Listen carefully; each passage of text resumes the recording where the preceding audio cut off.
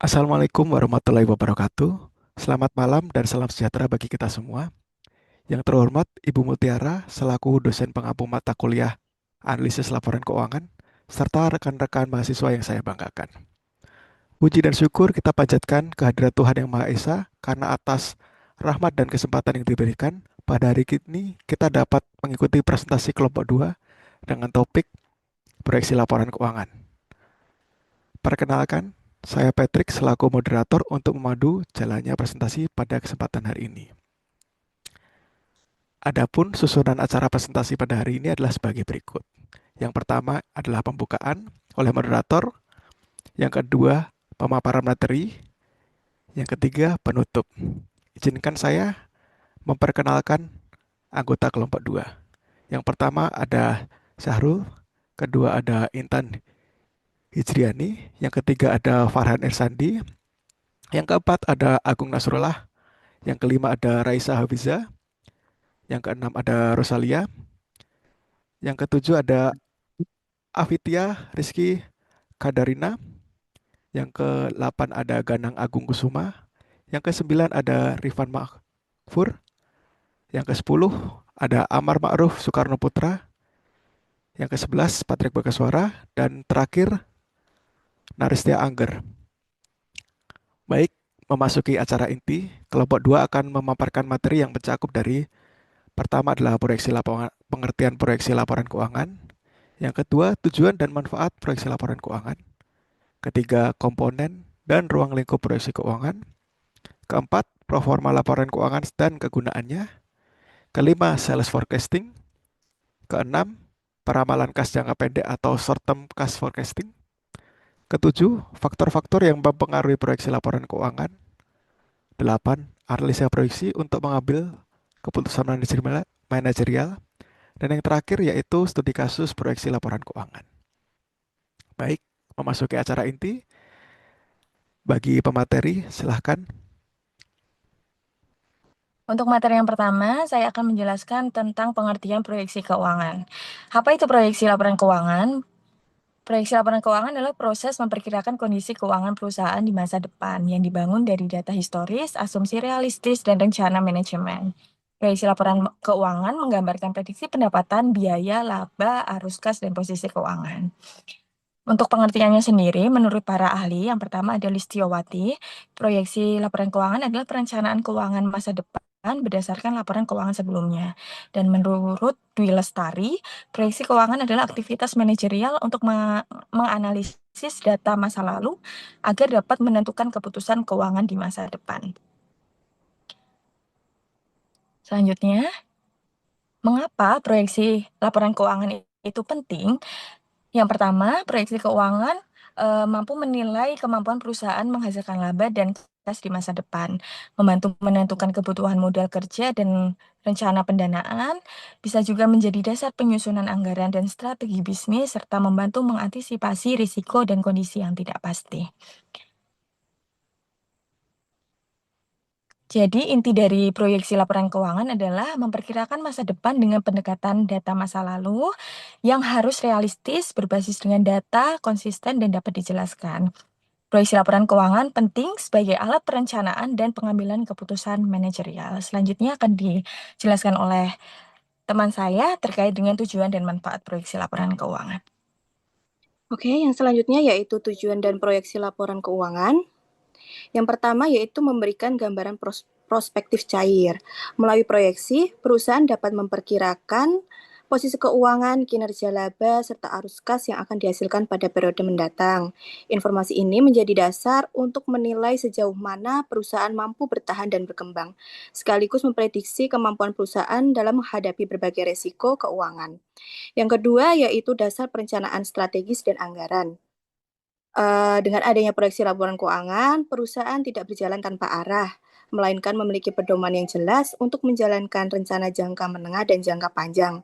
Selain itu, proyeksi menjadi acuan utama dalam penyusunan bisnis plan, analisis investasi, dan penetapan target finansial perusahaan. Yang ketiga yaitu menilai dampak keputusan manajemen. Proyeksi laporan keuangan bertujuan untuk menilai dampak dan berbagi keputusan manajerial. Misalnya, ketika perusahaan ingin mengubah struktur modal, strategi pemasaran, atau kebijakan operasional, proyeksi dapat digunakan untuk melihat bagaimana perubahan tersebut mempengaruhi profitabilitas dan likuiditas perusahaan. Selain itu, proyeksi memungkinkan manajemen menguji berbagai skenario, baik optimistis, realistis, maupun pesimistis sehingga keputusan yang diambil menjadi lebih terstruktur dan berbasis analisis. Yang keempat yaitu mengidentifikasi risiko lebih awal. Tujuan penting lainnya adalah mengidentifikasi risiko keuangan sejak dini. Melalui proyeksi, perusahaan dapat memperkirakan kemampuannya dalam membayar utang jangka pendek, memenuhi kewajiban bunga, serta menjaga kestabilan arus kas. Oleh karena itu, proyeksi laporan keuangan sering dimanfaatkan oleh manajemen, auditor, dan kreditor sebagai sistem peringatan dini atau early warning system. Yang selanjutnya, manfaat proyeksi laporan keuangan. Yang pertama, mendukung pengambilan keputusan. Manfaat utama proyeksi laporan keuangan ialah mendukung pengambilan keputusan manajerial. Angka-angka proyeksi membantu manajemen memilih strategi yang paling sesuai dengan kondisi perusahaan. Selain itu, proyeksi berfungsi sebagai alat evaluasi untuk menilai apakah rencana bisnis yang disusun sudah realistis dan layak untuk dijalankan. Yang kedua yaitu mengukur kinerja dan variance analysis. Dengan membandingkan antara proyeksi dan realisasi, perusahaan dapat mengidentifikasi penyimpangan yang terjadi. Dari perbedaan tersebut, manajemen dapat menemukan akar masalah dan segera mengambil tindakan koreksi, sehingga kesalahan yang sama tidak berulang pada periode berikutnya. Yang ketiga yaitu penilaian investasi dan valuasi. Dalam konteks investasi, proyeksi laporan keuangan memiliki peran yang sangat penting. Investor membutuhkan informasi prospektif untuk memperkirakan tingkat pengembalian atau expected return. Yang keempat yaitu menghasilkan peramalan penjualan yang lebih akurat. Manfaat lainnya ialah membantu perusahaan menghasilkan peramalan penjualan yang lebih akurat. Proyeksi penjualan disusun untuk mempertimbangkan tren penjualan, kondisi industri, persaingan, serta kapasitas perusahaan. Selain itu, proyeksi laporan keuangan juga berfungsi sebagai alat komunikasi yang efektif dengan investor, bank, dan mitra bisnis. Melalui proyeksi, perusahaan dapat menyampaikan arah dan rencana bisnis secara objektif, terstruktur, serta meningkatkan kredibilitas perusahaan melalui perencanaan finansial yang matang. Selanjutnya, akan dijelaskan oleh teman-teman saya mengenai komponen dan ruang lingkup proyeksi keuangan. Baik, selanjutnya yaitu komponen dan ruang lingkup proyeksi keuangan. Untuk yang pertama yaitu komponen, tentunya ada tiga ya, yang umum. Yang pertama laporan laba rugi, yang merupakan proyeksi pendapatan dan pengeluaran bisnis, termasuk perkiraan persentase keuntungan yang akan diperoleh. Laporan ini memberikan gambaran menyeluruh ya tentang potensi profitabilitas bisnis. Kemudian yang kedua ada laporan arus kas yang berisi informasi tentang jumlah pendapatan yang telah diterima dalam bentuk kas. Kemudian yang ketiga tentunya ada neraca yang berisi aset, kemudian ada utang dan juga ekuitas. Kemudian terkait ruang lingkup, jadi ruang lingkup ini mengacu pada sejauh mana proyeksi tersebut menjangkau, kemudian tujuannya bagaimana, dan detail yang disertakan seperti apa. Ruang lingkup ini dapat bervariasi tergantung pada kebutuhan spesifik penggunaannya. Misalkan di sini ada jangka waktu, misalkan ada 12 bulan ke depan, atau misalkan proyeksi laporan keuangan itu bisa 3 hingga 5 tahun ke depan. Kemudian ada tingkat detail, di mana proyeksi untuk manajemen internal itu mungkin sangat rinci, sedangkan untuk investor luar atau mungkin ke masyarakat itu mungkin berfokus pada ringkasan saja. Kemudian dari tujuannya, jadi ruang lingkup itu ditentukan oleh mengapa proyeksi dibuat. Tujuan ini menentukan pos mana yang nantinya kita tekankan dan seberapa konservatif atau agresif asumsi yang digunakan. Selanjutnya dijelaskan oleh rekan saya. Baik, selanjutnya mengenai proforma laporan keuangan dan kegunaannya. Pengertian proforma laporan keuangan adalah laporan keuangan, proyeksi, atau simulasi yang disusun untuk menunjukkan bagaimana kondisi laporan keuangan akan terlihat jika suatu transaksi atau peristiwa tertentu terjadi. Jadi proforma bukan laporan aktual, tetapi bersifat perkiraan dan digunakan untuk membantu pengambilan keputusan. Komponen proforma laporan keuangan, yang pertama ada proforma laporan laba rugi. Itu menunjukkan proyeksi berupa pendapatan, beban operasional, dan laba rugi. Proforma neraca menunjukkan proyeksi posisi keuangan yang berupa aset, liabilitas, dan ekuitas. Yang ketiga, proforma laporan arus kas menunjukkan proyeksi arus kas masuk dan arus kas keluar. Yang keempat, catatan atas laporan proforma berisi mengenai asumsi yang digunakan dalam proyeksi, metode perhitungan, dan penjelasan atas perubahan angka. Selanjutnya, kegunaan proforma laporan keuangan. Yang pertama, menilai dampak transaksi besar. Ini digunakan untuk melihat bagaimana pengaruh transaksi besar terhadap laba, aset, dan arus kas perusahaan. Yang kedua, mendukung pengambilan keputusan. Membantu manajemen memilih keputusan terbaik berdasarkan proyeksi kondisi keuangan di masa depan. Yang ketiga, menarik investor dan kreditur. Memberikan gambaran potensi keuntungan dan kemampuan perusahaan membayar utang sehingga meningkatkan kepercayaan investor dan pemberi pinjaman. Yang keempat, membantu perencanaan dan budgeting. Menjadi dasar dalam menyusun anggaran dan rencana keuangan agar lebih terarah dan realistis. Yang kelima, menganalisis risiko dan sensitivitas. Digunakan untuk menguji berbagai skenario sehingga perusahaan dapat mengantisipasi risiko. Selanjutnya, akan dijelaskan oleh rekan saya. Baik, selanjutnya kita akan membahas terkait dengan peramalan penjualan atau self forecasting. Next.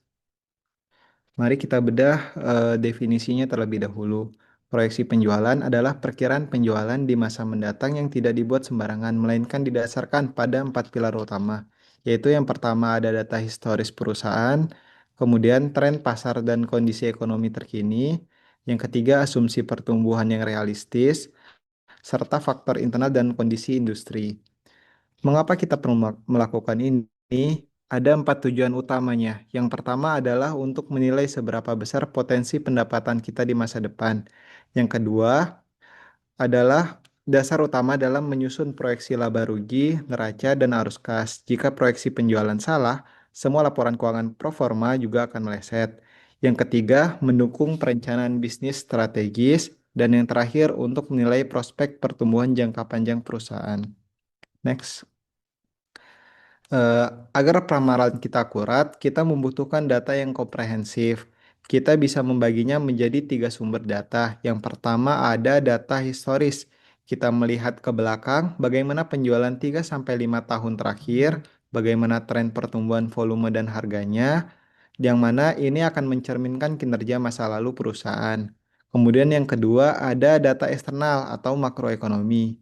Perusahaan tidak hanya berdiri sendiri, kita harus melihat adanya PDB, daya beli masyarakat, tingkat inflasi, suku bunga, kurs mata uang, serta bagaimana pergerakan kompetitor perusahaan. Kemudian yang ketiga ada data internal. Kita juga harus melihat ke dalam perusahaan. Apakah kapasitas produksi kita cukup? Bagaimana strategi pemasaran dan kebijakan harga kita? Apakah ada rencana ekspansi tahun depan?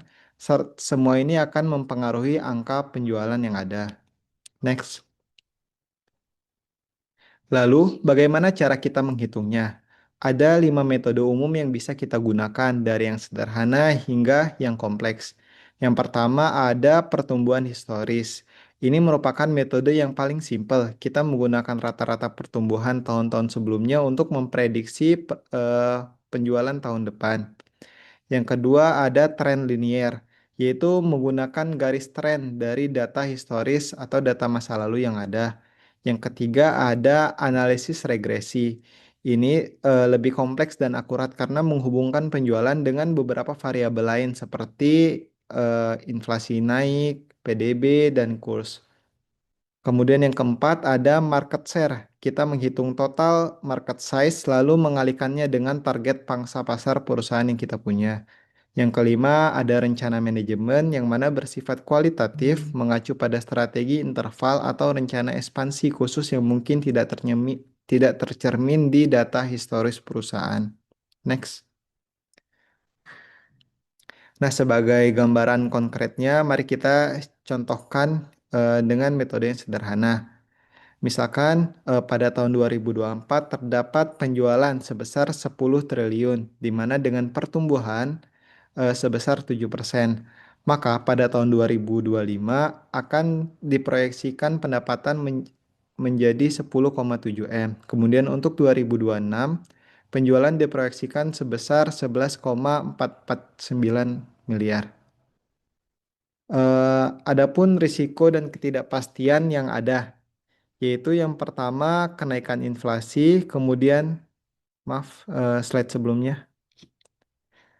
Adapun risiko dan ketidakpastian yang harus diantisipasi. Yang pertama ada kenaikan inflasi atau fluktuasi kurs, kemudian persaingan yang semakin ketat dan perubahan regulasi pemerintah, kemudian kondisi ekonomi global. Oleh karena itu, eh, sangat disarankan tidak hanya membuat satu angka, tetapi gunakan beberapa skenario seperti proyeksi versi optimis, kemudian moderat, dan pesimis agar manajemen siap menghadapi berbagai kemungkinan yang ada. Next. Nah, selanjutnya peramalan kas jangka pendek akan dilanjutkan oleh rekan saya. Materi selanjutnya mengenai peramalan kas jangka pendek atau short-term cash forecasting. Short-term cash forecasting adalah proses memperkirakan arus kas masuk dan kas keluar dalam jangka pendek, yaitu harian, mingguan, dan bulanan, untuk memastikan perusahaan mampu membayar kewajiban jangka pendek tepat waktu, menghindari kekurangan kas atau cash shortage, mengurangi kelebihan kas agar tidak idle, dan fokusnya bukan pada laba tetapi pada kas aktual. Metode short-term cash forecasting sendiri memiliki 3 metode yang sering digunakan, yaitu receipt and disbursement method atau metode penerimaan dan pengeluaran kas. Yang kedua ada adjusted net income method atau metode laba bersih disesuaikan. Dan yang terakhir ada cash budget anggaran kas, yaitu merupakan pengembangan dari metode penerimaan dan pengeluaran kas. Yang pertama, metode penerimaan dan pengeluaran kas adalah metode yang memproyeksikan kas dengan merinci semua kas masuk dan kas keluar berdasarkan jadwal yang sudah diketahui. Metode ini dinilai paling akurat dan paling sering dipakai untuk peramalan mingguan atau bulanan. Pada metode ini, data yang dibutuhkan dari laporan keuangan dan data pendukungnya berupa kas masuk seperti penjualan tunai, penagihan piutang usaha, dan pendapatan lain-lain seperti bunga dan dividen. Sedangkan dari kas keluar, seperti pembayaran utang usaha, gaji dan upah, beban operasional, pembayaran bunga pinjaman, dan atau pajak.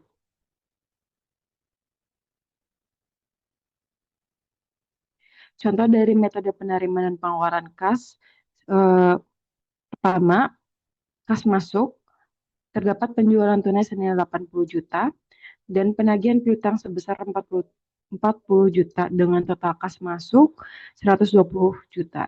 Sedangkan untuk kas keluar terdiri dari pembayaran pemasok sebesar 50 juta, gaji 30 juta, dan biaya operasional 20 juta. Jika ditotal, maka kas keluar bernilai 100 juta rupiah.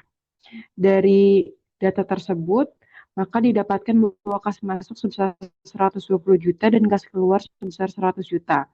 Selisih dari kas masuk dan kas keluar yaitu 20 juta yang merupakan surplus kas. Interpretasi dari metode ini yaitu yang pertama, perusahaan memiliki kelebihan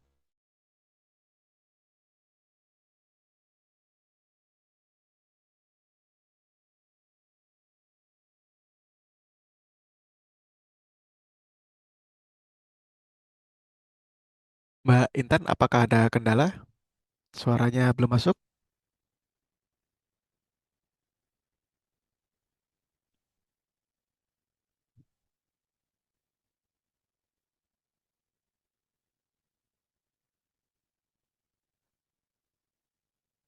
Mbak Intan, apakah ada kendala? slide selanjutnya. Oke. Metode selanjutnya yaitu adjusted net income method, yaitu metode laba bersih yang disesuaikan, di mana laba bersih yang dianggarkan kemudian disesuaikan dengan item non-kas dan perubahan dalam akun modal kerja. penyusutan, amortisasi serta perubahan piutang, persediaan dan utang usaha diperhitungkan untuk mendapatkan estimasi arus kas. Metode ini cocok digunakan untuk peramalan jangka pendek yang relatif lebih panjang seperti bulanan. Metode ini berangkat dari laba bersih lalu disesuaikan dengan item non-kas dan perubahan modal kerja. Metode ini dinilai lebih sederhana dan tetapi kurang detail. Selanjutnya,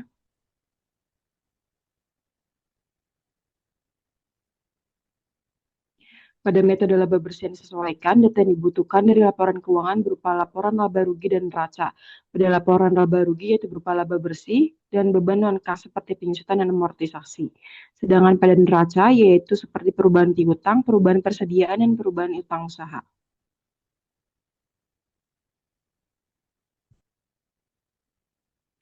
Contoh dari metode adjusted net income method atau metode laba bersih yang disesuaikan yaitu diketahui data perusahaan berupa laba bersih 50 juta, penyusutan 10 juta, dan piutang naik 5 juta, serta persediaan turun sebesar 3 juta.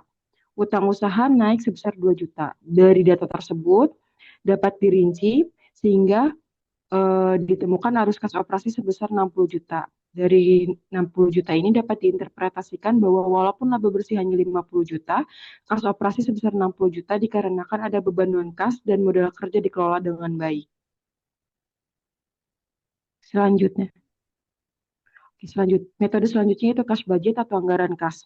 Kas budget menyajikan proyeksi kas awal, kas masuk, dan kas keluar, serta kas akhir untuk setiap periode. Metode ini sangat sistematis dan cocok untuk analisis likuiditas jangka pendek.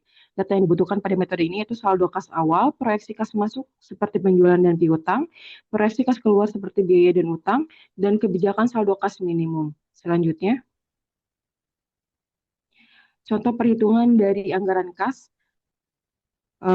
dapat diketahui bahwa data Februari berupa saldo kas awal 15 juta, kas masuk 100 juta, dan kas keluar 95 juta. Dari data ini dapat dirinci bahwa saldo kas akhir sebesar 20 juta dengan diinterpretasikan bahwa saldo kas akhir positif dan aman dan perusahaan tidak memerlukan pembiayaan tambahan. Selanjutnya,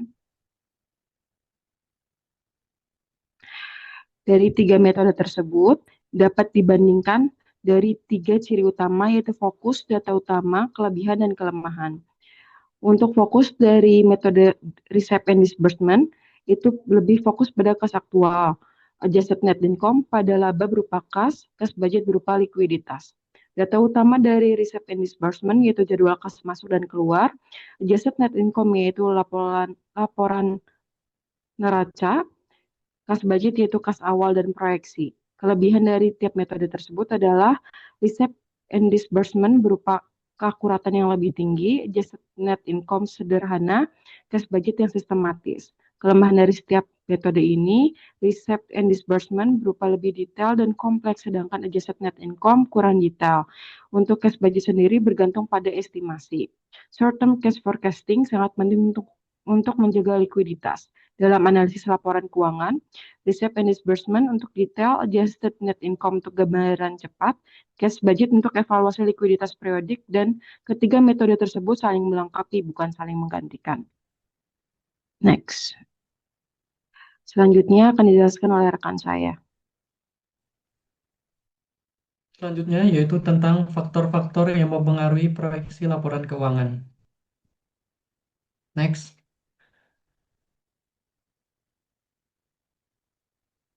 Faktor-faktor yang mempengaruhi proyeksi laporan keuangan, yang pertama adalah faktor internal. Faktor ini berasal dari dalam perusahaan dan biasanya dapat dikendalikan oleh manajemen. Apa saja faktor internal? Yaitu faktor internal terdiri dari kebijakan manajemen, termasuk strategi investasi, pembiayaan, dan kebijakan dividen. Misalnya keputusan untuk ekspansi akan meningkatkan aset dan juga biaya. Selanjutnya adalah kinerja historis perusahaan. Data laporan keuangan sebelumnya digunakan untuk mengidentifikasi tren pendapatan, biaya, dan laba. Jika tren stabil, proyeksi lebih akurat. Selanjutnya adalah struktur modal. Proporsi utang dan juga ekuitas mempengaruhi beban bunga dan juga laba bersih. Perusahaan dengan utang tinggi akan memiliki proyeksi beban bunga yang besar. Selanjutnya adalah efisiensi operasional. Tingkat produktivitas dan juga pengendalian biaya mempengaruhi margin laba. Jika efisiensi meningkat, laba diproyeksikan naik. Dan yang terakhir adalah rencana ekspansi atau investasi. Proyek baru akan mempengaruhi aset, pendapatan, dan juga arus kas di masa depan. Selanjutnya, yang kedua adalah faktor eksternal. Faktor eksternal adalah faktor yang berasal dari luar perusahaan dan sulit dikendalikan. Apa saja faktor eksternal? Yaitu adalah yang pertama kondisi ekonomi makro. Kondisi ekonomi makro contohnya adalah inflasi, suku bunga, nilai tukar, dan pertumbuhan ekonomi mempengaruhi biaya dan juga daya beli konsumen. Selanjutnya adalah kebijakan pemerintah dan juga regulasi. Apa saja kebijakan yang mempengaruhi, yaitu terkait dengan perpajakan, peraturan industri, dan kebijakan moneter dapat mengubah struktur biaya dan juga pendapatan. Selanjutnya adalah persaingan industri. Perubahan pangsa pasar dan harga produk mempengaruhi proyeksi penjualan. Perkembangan teknologi juga dapat menurunkan biaya produksi atau menciptakan peluang produk baru. Dan perilaku konsumen. Tren permintaan dan juga daya beli masyarakat menentukan volume penjualan. Dan faktor yang ketiga yaitu adalah selanjutnya, faktor ketiga yaitu terkait dengan asumsi proyeksi. Apa itu asumsi proyeksi? Asumsi proyeksi adalah parameter atau kondisi yang diasumsikan akan terjadi di masa depan untuk menghitung pendapatan, biaya, laba, dan juga posisi keuangan perusahaan. Tanpa asumsi, proyeksi tidak dapat dibuat karena masa depan penuh ketidakpastian. Proyeksi laporan keuangan selalu didasarkan pada asumsi seperti pertumbuhan penjualan atau sales growth, tingkat inflasi, biaya modal atau cost of capital, dan juga perubahan harga bahan baku. Untuk pembahasan selanjutnya akan dibahas oleh rekan saya. Baik, selanjutnya adalah analisis proyeksi untuk pengambilan keputusan manajerial. Next. Jadi, terdapat beberapa keputusan manajerial dengan peran analisis proyeksi serta metode evaluasi umum yang digunakan. Yang pertama adalah kelayakan investasi atau ekspansi. Peran analisisnya berupa memproyeksikan pendapatan, biaya, dan arus kas dari proyek baru untuk menilai potensi keuntungan jangka panjang. Metode evaluasi umum biasanya digunakan yaitu NPV, IRR, Payback Period atau PP, dan Profitability Index. Kemudian ada penentuan harga dan produk. Memiliki peran analisis proyeksi sebagai memproyeksikan permintaan dan biaya produksi pada berbagai tingkat harga dengan menggunakan metode evaluasi umum seperti analisis BEP dan margin kontribusi. Kemudian ada perencanaan anggaran, memiliki peran analisis proyeksi dengan menyusun anggaran operasional dan modal yang realistis berdasarkan proyeksi pendapatan dan biaya yang masuk akal, menggunakan metode evaluasi umum seperti varian antara hasil aktual dan proyeksi anggaran. Kemudian ada manajemen risiko, memiliki peran analisis proyeksi seperti menganalisis bagaimana skenario yang berbeda akan mempengaruhi hasil keuangan. Biasanya menggunakan metode evaluasi umum seperti analisis sensitivitas dan analisis skenario. Kemudian yang terakhir adalah strategi pendanaan, memproyeksikan kebutuhan dana di masa depan berdasarkan proyeksi neraca dan arus kas. Metode evaluasi umum yang digunakan biasanya analisis proses keuangan seperti debt to equity ratio. Selanjutnya akan dijelaskan oleh teman saya. Oke, baik. Selanjutnya contoh kasus proyeksi laporan keuangan. Next.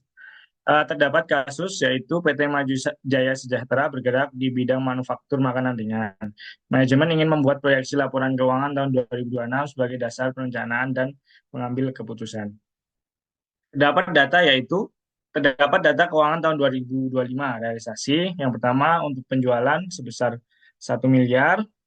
Yang kedua harga pokok penjualan 60% dari penjualan. Yang ketiga beban operasional sebesar 200 juta.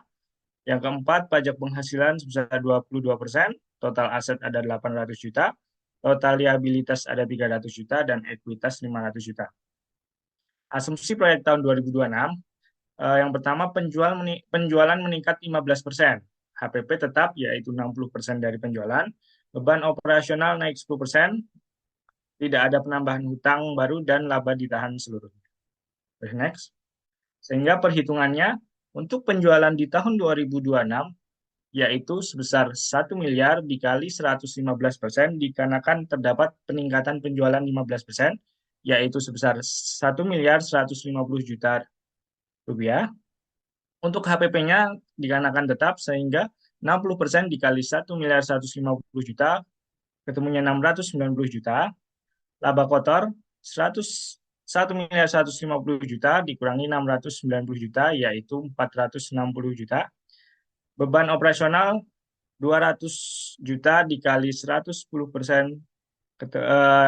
ketemunya 220 juta. Untuk laba operasi sebesar 460 juta dikurangi 220 juta, ketemunya 240 juta. Untuk pajaknya 22% dikali 240 juta, ketemunya 52 juta 800 ribu. Sehingga ketemu laba bersih yaitu 240 juta dikurangi 52 juta 800, ketemunya 187 juta 200 ribu. Untuk tabelnya ada di sebelah kanan, yaitu penjualan sebesar 1 miliar 150 juta dikurangi HPP 690 juta, ketemu laba kotor yaitu 460 juta, dikurangi beban operasional 220 juta, ketemu laba operasi 240 juta, dikurangi pajak 52 juta 800, sehingga ketemu laba bersih 187 juta 200. Next. Ekuitas awal di tahun 2025 yaitu 500 juta dikarenakan laba di tahun 2026, sehingga total ekuitas 2026 yaitu 500 juta ditambah 187 juta 200, ketemunya 687 juta 200. Liabilitas tadi di dalam diasumsikan tetap yaitu 300 juta, sehingga total aset yaitu liabilitas ditambah ekuitas yaitu 300 juta ditambah 687 juta 200, sehingga total aset yaitu 987 juta 200 ribu. Tabelnya ada di sebelah kanan. Total aset yaitu 987 juta 200, total liabilitas 300 juta, ekuitas 687 juta 200, sehingga total liabilitas dan ekuitas 987 juta 200. Next. Kesimpulannya yaitu kinerja keuangan meningkat, kenaikan penjualan 15% menghasilkan laba bersih 187 juta 200 menunjukkan proyeksi pertumbuhan yang sehat. Efisiensi operasional terjaga, yaitu HPP tetap 60%, menandakan efisiensi produksi masih stabil meskipun volume meningkat. Yang selanjutnya struktur modal aman, tidak ada tambahan hutang sehingga pertumbuhan aset berasal dari laba internal. Kinerja keuangan meningkat, kegunaan proyeksi ini membantu manajemen dalam perencanaan anggaran, pengendalian biaya, pengambilan keputusan investasi, dan evaluasi kelayakan usaha. Langsung pada peningkatan laba dan ekuitas perusahaan. Jadi, proyeksi laporan keuangan menunjukkan bahwa PT Maju Sejahtera berada dalam kondisi keuangan yang sehat dan berkelanjutan dengan pertumbuhan penjualan yang berdampak langsung pada peningkatan laba dan ekuitas perusahaan. Selanjutnya akan dijelaskan kepada teman saya.